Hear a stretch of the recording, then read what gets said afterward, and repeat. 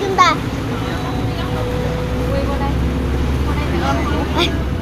bây giờ chúng ta có cái bây giờ chúng ta có cái này vô trò chơi nãy đi xong rồi làm cái sữa